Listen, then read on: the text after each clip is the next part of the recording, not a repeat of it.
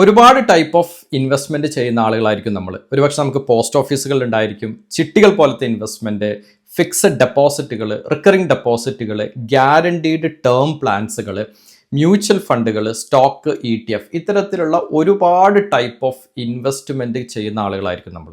പക്ഷേ ജനറലായിട്ട് ഞാൻ പലരുടെയും പോർട്ട്ഫോളിയോ റിവ്യൂ ചെയ്യുന്ന സമയത്തും അല്ലെങ്കിൽ റീബാലൻസ് ചെയ്യുന്ന സമയത്തും അല്ലെങ്കിൽ ഫിനാൻഷ്യൽ പ്ലാനിങ് ചെയ്യുന്ന സമയത്തും എല്ലാം ഞാൻ കണ്ടിട്ടുള്ളത് ഒരു കൃത്യമായ അസറ്റ് അലോക്കേഷൻ ഇല്ല, ഒരു കൃത്യമായ ഗോൾ ഇല്ല. നമ്മൾ എന്തിനാണ് ഇൻവെസ്റ്റ് ചെയ്യുന്നതെന്ന് ചോദിച്ചു കഴിഞ്ഞാൽ പലർക്കും പല രീതിയിലുള്ള ആൻസേഴ്സ് ഉണ്ടായിരിക്കും. എന്നാൽ കൃത്യമായ ഒരു ഡിഫൈൻഡ് ഗോൾ ഇല്ല. അല്ലെങ്കിൽ ഇത്തരത്തിലുള്ള ഇൻവെസ്റ്റ്മെന്റ് ഞാൻ ചെയ്യുന്നു, എന്താണ് ഇതിൻ്റെ ആവശ്യം, ഇതിൻ്റെ റിട്ടേൺ എനിക്ക് എത്രത്തോളം കിട്ടും, എനിക്ക് എത്രത്തോളം ടാക്സ് ഇതിൽ വരും, എത്രത്തോളം ചാർജസ് ഇത് കഴിഞ്ഞ് എനിക്ക് വരും, ഇതിനെക്കുറിച്ച് നമുക്ക് പലർക്കും പല ധാരണകളില്ലാതെ നമ്മൾ പല ടൈപ്പ് ഓഫ് ഇൻവെസ്റ്റ്മെന്റുകൾ കൊണ്ടുപോയി നമ്മൾ ഇൻവെസ്റ്റ് ചെയ്യുന്നതാണ്. പക്ഷെ പ്രോപ്പർ ആയിട്ടുള്ള ഒരു അസറ്റ് അലോക്കേഷൻ ഇല്ല. എന്താണ് ഈ അസറ്റ് അലോക്കേഷൻ എന്ന് പറഞ്ഞാൽ? പ്രോപ്പറായിട്ട് നമ്മൾ ഓരോ കാറ്റഗറിയിലും നമ്മൾ ഇൻവെസ്റ്റ് ചെയ്യണം. ഇപ്പോൾ ഒരു എക്സാമ്പിൾ പറഞ്ഞു കഴിഞ്ഞാൽ ചിലർക്ക് ഗോൾഡിനോട് ഭയങ്കര ഇഷ്ടമുണ്ടാവും. അപ്പോൾ എല്ലാവരും എന്ത് ചെയ്യും, ആ ആളുടെ ഇൻവെസ്റ്റ്മെന്റിന്റെ ഒരു ഭൂരിഭാഗം പെർസെൻറ്റേജും ഫോർ എക്സാമ്പിൾ ഒരു 70% ഗോൾഡിൽ ഇൻവെസ്റ്റ് ചെയ്യും. ബാക്കി 30% അവിടെയും ഇവിടെയൊക്കെ കാണും. പക്ഷെ ഇതൊരു പ്രോപ്പർ അസറ്റ് അലോക്കേഷൻ അല്ല. നമുക്ക് ഗോൾഡിൽ ഇൻവെസ്റ്റ്മെന്റ് വേണം, പക്ഷെ ഗോൾഡിന് നമ്മുടെ റിസ്ക് മനസ്സിലാക്കി നമ്മൾ കൊടുക്കുന്ന ഒരു പെർസെൻറ്റേജ് ഉണ്ടായിരിക്കണം. അതേപോലെ തന്നെയാണ് നമുക്ക് ബാക്കി ഇൻസ്ട്രുമെന്റിലും. ഞാൻ ഈ വീഡിയോയിൽ പറഞ്ഞു വരുന്നത് ഒരു മികച്ച ഇൻവെസ്റ്റ്മെന്റ് ഓപ്ഷൻ ആയിട്ടുള്ള റിയൽ എസ്റ്റേറ്റ് ഇൻവെസ്റ്റ്മെന്റിനെ കുറിച്ചിട്ടാണ്. നമുക്കറിയാം, സെപ്റ്റംബർ 2024 മുതൽ ഏകദേശം ഇന്ന് ഒരു വർഷക്കാലം, ഓഗസ്റ്റ് വരെയുള്ള ഒരു വർഷക്കാലം എടുത്തു കഴിഞ്ഞാൽ നിഫ്റ്റി 50 എന്ന് പറയുന്ന ഇന്ത്യൻ സ്റ്റോക്ക് മാർക്കറ്റിന്റെ ബേസിക് ഇൻഡെക്സ് കൊടുത്ത റിട്ടേൺ എന്ന് പറയുന്നത് -2 to -3%. അതായത് ഒരു വർഷമായിട്ട് സ്റ്റോക്ക് മാർക്കറ്റിന്റെ ബേസിക് ഇൻഡെക്സിൽ റിട്ടേൺ ചെയ്ത ആൾക്ക് പോലും ഒരു റിട്ടേണും കൊടുത്തിട്ടില്ല എന്നുള്ളതാണ്. പക്ഷേ അതേസമയം റിയൽ എസ്റ്റേറ്റിൽ ഇൻവെസ്റ്റ് ചെയ്തിട്ടുള്ള ഒരാളുടെ റിട്ടേൺ എന്ന് പറയുന്നത് ഈ ഒരു വർഷക്കാലം 16%. ഇതിൽ എങ്ങനെയാണ് ഇത് സംഭവിക്കുന്നത്? ഇതാണ് ഞാൻ പറഞ്ഞത്, ഒരു സമയത്തും ഒരു അസറ്റും ഏറ്റവും മികച്ചതായിട്ട് നിൽക്കില്ല. പല സമയത്തും പല അസറ്റുകളായിരിക്കും മാർക്കറ്റിൽ മികച്ചായി നിൽക്കുന്നത്. ഇതുതന്നെയാണ് മാർക്കറ്റിൻ്റെ ഒരു ബ്യൂട്ടി എന്ന് പറയുന്നത്. അതായത് മാർക്കറ്റിൽ സെക്ടർ അല്ലെങ്കിൽ തിമാറ്റിക് റൊട്ടേഷൻസ് എപ്പോഴും സംഭവിച്ചു കൊണ്ടിരിക്കുന്നു, നമ്മൾ അറിയാതെയും അറിഞ്ഞു. സോ അതുകൊണ്ട് തന്നെ പല ടൈപ്പ് ഓഫ് ഇൻവെസ്റ്റ്മെന്റ് നമുക്ക് വേണം. അതിൽ വേണ്ട ഒരു ടൈപ്പ് ഓഫ് ഇൻവെസ്റ്റ്മെന്റ് ആണ് നമുക്ക് റിയൽ എസ്റ്റേറ്റിലുള്ള ഇൻവെസ്റ്റ്മെന്റ്. ഇപ്പം നമുക്ക് പോയിട്ട് സ്ഥലം വാങ്ങിക്കാം, നമുക്ക് പോയിട്ടൊരു പറമ്പ് വാങ്ങിക്കാം, അല്ലെങ്കിൽ നമുക്ക് പോയിട്ടൊരു വീടോ ഫ്ലാറ്റോ ഒരു കൊമേഴ്ഷ്യൽ പ്രോപ്പർട്ടിയോ വാങ്ങിക്കാം. ഡെഫിനറ്റ്ലി അതിൽ തെറ്റില്ല. പക്ഷേ ഒരു ഫിസിക്കൽ അസറ്റ് നമ്മൾ വാങ്ങിക്കുമ്പോൾ നമുക്ക് അതിൻ്റെതായ ഗുണങ്ങളുണ്ട്, ദോഷങ്ങളുണ്ട്. ഒരു പ്രധാനപ്പെട്ട ഒരു ബുദ്ധിമുട്ട് എന്താണെന്ന് വെച്ച് കഴിഞ്ഞാൽ, ഈ സ്ഥലം നാളെ വിൽക്കേണ്ടി വന്നു കഴിഞ്ഞാൽ നമുക്ക് നമ്മൾ പറയുന്ന റേറ്റിന് അല്ലെങ്കിൽ നമ്മൾ എക്സ്പെക്ട് ചെയ്യുന്ന റേറ്റിനുള്ള ഒരു ബയർ അതർ സൈഡിൽ ഉണ്ടായിരിക്കണം എന്നുള്ളതാണ്. അല്ലെങ്കിൽ ഇതിൻ്റെ ലിക്വിഡിറ്റി ഒരു പ്രോബ്ലം ആയിട്ട് മാറും. ഇങ്ങനെ വരുന്ന കേസസിലാണ് നമുക്ക് റൈറ്റ്സ് എന്ന് പറയുന്ന ഒരു ടൈപ്പ് ഓഫ് ഇൻവെസ്റ്റ്മെന്റ് നമ്മളെ ഹെൽപ്പ് ചെയ്യുന്നത്. റൈറ്റ്സ് എന്ന് പറഞ്ഞാൽ റിയൽ എസ്റ്റേറ്റ് ഇൻവെസ്റ്റ്മെന്റ് ട്രസ്റ്റ്. ഇന്ന് ഇന്ത്യയിലെ പ്രമുഖമായിട്ട് ലിസ്റ്റ് ചെയ്യപ്പെട്ടിരിക്കുന്ന 4 കമ്പനികളിൽ നമുക്ക് ഇൻവെസ്റ്റ് ചെയ്യാനുള്ള ഓപ്ഷൻസ് ഉണ്ട്. അതിൽ ഒന്നാമതാണ് എംപസി പാർക്ക് ഇൻ ഇന്ത്യ, രണ്ടാമത് മൈൻഡ് സ്പേസ്, മൂന്നാമത് വരുന്നത് Brookfield India real estate investment trust, നാലാമത് വരുന്നത് നെക്സോൺ സെലക്ട് ട്രസ്റ്റ്. ഇത്രയും കമ്പനികൾ ഇന്ത്യൻ സ്റ്റോക്ക് മാർക്കറ്റിൽ ലിസ്റ്റ് ചെയ്തിരിക്കുന്നു. ഈ കമ്പനികളിൽ നമുക്ക് ഇൻവെസ്റ്റ് ചെയ്യാം. ഇവർക്ക് ലഭിക്കുന്ന ലാഭം എന്ന് പറയുന്നത് ഇവർ വലിയ കൊമേഴ്ഷ്യൽ ബിൽഡിങ്ങൾ ഉണ്ടാക്കുന്നു, ഇത് റെന്റിന് കൊടുക്കുന്നു.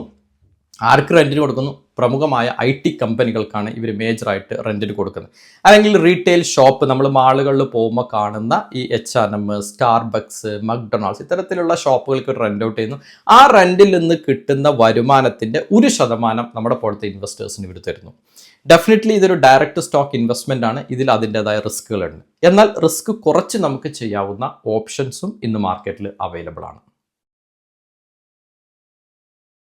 എംപസി office park real estate investment trust ഇന്ത്യയിലെ സ്റ്റോക്ക് മാർക്കറ്റിൽ പബ്ലിക്കലി ലിസ്റ്റായിരിക്കുന്ന ആദ്യത്തെ റിയൽ എസ്റ്റേറ്റ് ഇൻവെസ്റ്റ്മെന്റ് ട്രസ്റ്റാണ് എംപസി ഓഫീസ് പാർക്ക് എന്ന് പറയുന്നത്. ഈ എംപസി ഓഫീസ് പാർക്കിന് ഇന്ത്യയിലെ ഏറ്റവും പ്രമുഖമായ നഗരങ്ങളിലെ ഓഫീസ് സ്പേസുകൾ റെന്റിനും ലീസിനും അവൈലബിൾ ആണ്. Mumbai, Chennai, national capital regions, Pune, Bengaluru ലൊക്കേഷൻസിൽ ഓഫീസ് സ്പേസുകൾ അവൈലബിൾ ആണ്. ഓഫീസ് സ്പേസുകൾ ലീസിന് കൊടുക്കുകയും അല്ലെങ്കിൽ റെന്റിന് കൊടുക്കുകയും വഴി ലഭിക്കുന്ന റെന്റൽ ഇൻകമാണ് എംപസി ഓഫീസ് സ്പേസിൻ്റെ വരുമാനമെന്ന് പറയുന്നത്. ഇന്ത്യയിലും വിദേശത്തുമുള്ള മൾട്ടിനാഷണൽ കമ്പനികളാണ് ഇവരുടെ ഓഫീസ് സ്പേസുകൾ റെൻ്റ് ഔട്ട് ചെയ്യപ്പെട്ടിട്ടുള്ളത്. പ്രമുഖമായിട്ടുള്ള കമ്പനികൾ Google, JP Morgan, Microsoft, Cisco, IBM, wellness Fargo, Mercedes Benz ഇത്തരം കമ്പനികൾ റെൻ്റ് ഔട്ട് ചെയ്ത് അല്ലെങ്കിൽ ലീസിനെടുത്ത ഈ ഓഫീസ് സ്പേസിൽ നിന്ന് തന്നെ ഏകദേശം 2000 കോടിയോളം ഇവർക്ക് റെൻ്റൽ ഇൻകമായി ലഭിക്കുന്നു. ഇന്ത്യയിലുള്ള ഈ മെട്രോ നഗരങ്ങളിൽ ടോട്ടലായിട്ട് 50 മില്യൺ സ്ക്വയർ ഫീറ്റ് ഏരിയ ഇവർക്ക് റെൻ്റ് ഔട്ട് ചെയ്യാനുണ്ട്. അതിൽ already 40 million square feet area rent out ചെയ്ത് കഴിഞ്ഞു. Mind space business park real estate investment trust ഇന്ത്യയിലെ വളരെ പ്രമുഖമായ മറ്റൊരു ഇൻവെസ്റ്റ്മെൻറ്റ് ട്രസ്റ്റാണ് മൈൻഡ് സ്പേസ് എന്ന് പറയുന്നത്. മുംബൈ, ഹൈദരാബാദ്, പൂനെ, ചെന്നൈ തുടങ്ങിയ പ്രധാന നഗരങ്ങളിൽ പ്രീമിയം ഓഫീസ് പാർക്കുകളാണ് മൈൻഡ് സ്പേസ് ക്രിയേറ്റ് ചെയ്തിട്ടുള്ളത്. പ്രധാനമായിട്ടും മൈൻഡ് സ്പേസിൻ്റെ ടെനൻസ് അല്ലെങ്കിൽ അത് റെൻ്റ് ഔട്ട് ചെയ്തിരിക്കുന്നത് ആക്സെഞ്ചർ പോലെ IT companies, Cognizant, Barclays, Amazon, L&T പോലുള്ള ഗ്ലോബൽ കമ്പനികൾ ഇവിടെ സ്പേസ് റെൻറ്റിനെടുത്തിട്ടുണ്ട്, ലീസും ചെയ്തിട്ടുണ്ട്. 270-ലധികം ടെനൻറ്റുകൾ ഓൾറെഡി ഇത്രത്തോളം സ്പേസുകളുണ്ട്. 70% വാടക വരുമാനം വരുന്നത് ഈ 270ഓളം കമ്പനികളിൽ നിന്നാണ്. ഇന്ത്യയിലെ ഫേമസ് ആയിട്ടുള്ള അടുത്ത റിയൽ എസ്റ്റേറ്റ് ഇൻവെസ്റ്റ്മെൻറ്റ് ട്രസ്റ്റാണ് Brookfield India real estate investment trust എന്ന് പറയുന്നത്. പ്രധാനപ്പെട്ട നഗരങ്ങളായിട്ടുള്ള മുംബൈ, ഗുരുഗ്രാം, നോയിഡ, ന്യൂഡൽഹി, ലുധിയാന, കൊൽക്കത്ത ഇത്രയും ഏരിയകളിൽ ഓഫീസ് സ്പേസുകളും ലീസിന് ഉള്ള ഏരിയകളും റെൻ്റ് ഔട്ട് ചെയ്യുന്നു. അതുവഴി ഇതിൻ്റെ ഇൻകം കണ്ടെത്തുന്നു. ഏകദേശം 250-ലധികം മൾട്ടിനാഷണൽ കമ്പനീസ് ഈ സ്പേസുകൾ റെൻ്റ് ഔട്ട് ചെയ്തിട്ടുണ്ട്. പ്രധാനപ്പെട്ടിട്ടുള്ള ക്യാപ്ജെമിനി, ടെലി പെർഫോമൻസ്, ഫിഡാലിറ്റി, കോഗ്നിസൻ്റ് ഇത്തരത്തിലുള്ള IT ബേസ്ഡ് കമ്പനികളും ഫിനാൻഷ്യൽ ആൻഡ് കൺസൾട്ടിംഗ് സർവീസസിലുള്ള കമ്പനികളുമാണ് മെയിനായിട്ട് ഇവരുടെ റെൻ്റൽ സ്പേസുകൾ ലീസായിട്ട് എടുത്തിട്ടുള്ളത് എന്നുള്ളതാണ് ഹൈലൈറ്റ്സ്.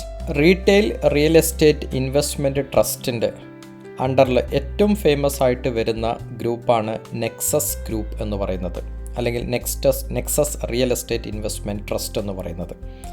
ഏകദേശം റീറ്റെയിൽ വരുമാനമാണ് ഇവരുടെ ഏറ്റവും പ്രധാനപ്പെട്ടിട്ടുള്ള ഷോപ്പിംഗ് കോംപ്ലക്സുകളിൽ നിന്നുള്ള വരുമാനങ്ങൾ, മാളുകളിൽ നിന്നുള്ള വരുമാനങ്ങൾ, ഹോട്ടലുകളിൽ നിന്നുള്ള വരുമാനങ്ങൾ.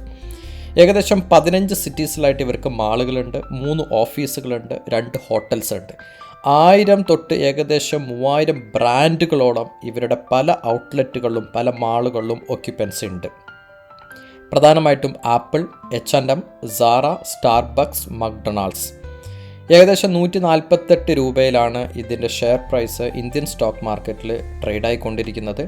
ഇതിൻ്റെ 97% വരുമാനം വരുന്നത് റീറ്റെയിൽ ഒക്യുപ്പൻസി കാരണമാണ്. പല ആളുകൾക്കും ഈ ഡയറക്റ്റ് സ്റ്റോക്കിൽ ഇൻവെസ്റ്റ് ചെയ്യാൻ എപ്പോഴും ഒരു ചെറിയ വിമുഖത കാണിക്കാറുണ്ട്. കാരണം അതിൻ്റെതായ റിസ്കുകളുണ്ട്. നമ്മൾ ആ സ്റ്റോക്സിനെ കുറിച്ച് വളരെ ഡീറ്റെയിൽ ആയിട്ട് പഠിച്ച് മാത്രമേ ഇൻവെസ്റ്റ് ചെയ്യാൻ പറ്റുള്ളൂ. എന്നാൽ ഇത്തരത്തിലുള്ള ഈ 4 കമ്പനികളിൽ നമുക്ക് ഡയറക്റ്റ് ആയിട്ട് ഇൻവെസ്റ്റ് ചെയ്യാം. അതൊരു ഓപ്ഷനാണ്. അത് ഹൈലി റിസ്ക് ആണ്. ഓഫ് കോഴ്സ് നമ്മൾ അതിൻ്റെ കാര്യങ്ങൾ നമ്മൾ മനസ്സിലാക്കിയിട്ട് അതിൻ്റെ വാല്യുവേഷൻ സെഗ്മെൻറ്റ്, അതിൻ്റെ PE ratio, EPS ratio, peg ratio, ഇങ്ങനെ ഒരുപാട് ടെക്നിക്കൽസ് ആൻഡ് ഫണ്ടമെന്റൽസ് മനസ്സിലാക്കിയിട്ട് വേണം ഒരു സ്റ്റോക്കിൽ നമ്മൾ സെലക്ഷൻ നടത്താൻ വേണ്ടിയിട്ട്. പക്ഷേ നമുക്കുള്ള ഒരു ആൾട്ടർനേറ്റ് ഓപ്ഷനാണ് ഇതുപോലെ മ്യൂച്വൽ ഫണ്ടുകളിൽ നമുക്ക് ഇൻവെസ്റ്റ് ചെയ്യാൻ പറ്റും. അതായത് മ്യൂച്വൽ ഫണ്ടുകൾ വഴി റിയൽ എസ്റ്റേറ്റിൽ ഇൻവെസ്റ്റ് ചെയ്യാൻ പറ്റും. ഇനി നമുക്ക് ഒരുപാട് ഓപ്ഷൻസ് ഇല്ല, വളരെ ലിമിറ്റഡ് ഓപ്ഷൻസേ ഉള്ളൂ. മിക്ക മ്യൂച്വൽ ഫണ്ടുകളും നമുക്ക് അവൈലബിൾ ആയിട്ടുള്ള മ്യൂച്വൽ ഫണ്ടുകൾ ഏഷ്യ സ്പെസിഫിക് റീജിയൻസിൽ ഇൻവെസ്റ്റ് ചെയ്യുന്നതാണ്. അതായത് ഇന്ത്യയിൽ മാത്രമല്ല, അവർ സിംഗപ്പൂർ, തായ്ലാൻഡ്, മലേഷ്യ ഇത്തരത്തിലുള്ള രാജ്യങ്ങളിലുള്ള കൊമേഴ്ഷ്യൽ ബിൽഡിങ്ങുകളിൽ അവർ ഇൻവെസ്റ്റ് ചെയ്യുന്നു. ആ ഇൻവെസ്റ്റ് ചെയ്യുന്നത് വഴി കിട്ടുന്ന റെൻ്റൽ ഇൻകത്തിൻ്റെ ഒരു പോർഷൻ നമുക്ക് റിട്ടേൺ ആയിട്ട് തരുന്നു. കഴിഞ്ഞ ഒരു വർഷത്തെ ഇത്തരത്തിലുള്ള റൈറ്റ്സ് കാറ്റഗറിയിൽ ഇൻവെസ്റ്റ് ചെയ്യുന്ന, അതായത് റിയൽ എസ്റ്റേറ്റ് ഇൻവെസ്റ്റ്മെൻറ്റ് ട്രസ്റ്റ് കാറ്റഗറിയിൽ കംപ്ലീറ്റ് ആയിട്ട് വേറെ അസറ്റ് ക്ലാസസ് ഒന്നുമില്ല, ഇതിൽ ഇൻവെസ്റ്റ് ചെയ്യുന്ന മ്യൂച്വൽ ഫണ്ടുകൾ കഴിഞ്ഞ ഒരു വർഷം കൊടുത്ത റിട്ടേൺ എന്ന് പറയുന്നത് 16% ആണ്. നിങ്ങൾ ആലോചിക്കണം, നിഫ്റ്റി 50 എന്ന് പറയുന്ന സ്റ്റോക്ക് മാർക്കറ്റിൻ്റെ ഇൻഡെക്സ് കൊടുത്ത റിട്ടേൺ -2 to 3% ആണ്. ആ സമയത്താണ് റിയൽ എസ്റ്റേറ്റ് കൊണ്ടുവന്നിട്ട് 16% കൊടുത്തത്. ഇതാണ് ഒരു പ്രോപ്പർ അസറ്റ് അലോക്കേഷൻ. ഇത് ഞാൻ പറയുന്ന ഒരു ഇൻഡിവിജ്വൽ സ്റ്റോക്ക് അല്ല. ഡെഫിനറ്റായിട്ടും ഇതൊരു മ്യൂച്വൽ ഫണ്ടാണ്. മ്യൂച്വൽ ഫണ്ടുകളിൽ ഒരുപാട് ട്രസ്റ്റുകൾ ചേർന്നിട്ടാണ് ഒരു മ്യൂച്വൽ ഫണ്ട് ഹാൻഡിൽ ചെയ്യുന്നത്. അതായത് ഒരു കമ്പനി മാത്രമല്ല, നിങ്ങൾക്കറിയാം ഒരുപാട് കമ്പനികൾ ഒരു മ്യൂച്വൽ ഫണ്ടിൻ്റെ ബാസ്ക്കറ്റിൽ ഉണ്ടായിരിക്കും. അവർ കൊടുത്ത റിട്ടേൺ ആണ് കഴിഞ്ഞ ഒരു വർഷത്തിൽ 16%, നിഫ്റ്റി -3 -2% കൊടുത്ത സമയത്താണ്. ഇതുകൊണ്ടാണ് അസറ്റ് അലോക്കേഷൻ ഇമ്പോർട്ടൻ്റ് ആണെന്ന് പറയുന്നത്. ഒരു സെക്ടറിൽ ഒരു സെഗ്മെൻറ്റിൽ ഇൻവെസ്റ്റ് ചെയ്യാതെ മറ്റ് ഡൈവേഴ്സിഫൈഡ് രീതികളും നമ്മൾ സെർച്ച് ചെയ്യണം, നമ്മൾ കണ്ടുപിടിക്കണം. സാധാരണ ഞാൻ കണ്ടിട്ട് മ്യൂച്വൽ ഫണ്ടുകളിൽ ഇൻവെസ്റ്റ് ചെയ്യുന്നവരാണെങ്കിലും ഒരു ലാർജ് ക്യാപ്പ്, ഒരു മിഡ് ക്യാപ്പ്, ഒരു ഫ്ലെക്സി ക്യാപ്പ് അല്ലെങ്കിൽ ഒരു സ്മാൾ ക്യാപ്പ്, ഈ ഒരു റേഞ്ച് വിട്ട് മറ്റ് റേഞ്ചുകളും കൂടി ഈ മ്യൂച്വൽ ഫണ്ട് എന്ന് പറയുന്ന ഈ വലിയ വേൾഡിൽ ഉണ്ടെന്നും അത്തരത്തിലുള്ള ഓപ്പർച്യൂണിറ്റികൾ നമ്മൾ യൂസ് ചെയ്യണമെന്നും നമ്മുടെ പോർഷൻ, നമ്മൾ ഇൻവെസ്റ്റ് ചെയ്യുന്ന പോർഷൻ്റെ 1% ഇത്തരത്തിലുള്ള റിയൽ എസ്റ്റേറ്റ് സെഗ്മെൻറ്റിലും ഇൻവെസ്റ്റ് ചെയ്യണം. നിങ്ങൾക്ക് ഇതുമായിട്ട് ബന്ധപ്പെട്ട് എന്ത് സംശയങ്ങളുണ്ടെങ്കിലും നിങ്ങൾക്ക് കണക്ട് ചെയ്ത് ചോദിക്കാവുന്ന വാട്സപ്പ് സപ്പോർട്ട് നമ്പർ ഞാൻ കൊടുത്തിട്ടുണ്ട്. ഇത്തരത്തിലുള്ള മ്യൂച്വൽ ഫണ്ടുകളിൽ ഇൻവെസ്റ്റ് ചെയ്യണമെങ്കിൽ നമ്മൾ നോർമലി ചെയ്യുന്ന പോലെ തന്നെ KYC പ്രോസസ് എല്ലാം കംപ്ലീറ്റ് ചെയ്ത് നമ്മൾ ഇൻവെസ്റ്റ് ചെയ്യണം. അതിനുള്ള അക്കൗണ്ട് ഓപ്പണിങ്സ് ലിങ്ക്സും ഞാൻ വീഡിയോ ഡിസ്ക്രിപ്ഷനിൽ കൊടുത്തിട്ടുണ്ട്. താല്പര്യമുള്ളവർക്ക് ചെക്ക് ചെയ്ത് നോക്കാം. ശ്രദ്ധിക്കുക, പ്രോപ്പറായിട്ടുള്ള അസറ്റ് അലോക്കേഷൻ മാത്രമാണ് നമ്മുടെ പോർട്ട്ഫോളിയോയിൽ ഓവറാൾ ഇൻവെസ്റ്റ്മെൻറ്റ് ജേർണിയിൽ നല്ല ഒരു റിട്ടേൺ കൊണ്ടുവരാൻ നമുക്ക് സാധിക്കുകയുള്ളൂ. വീണ്ടും കാണാം.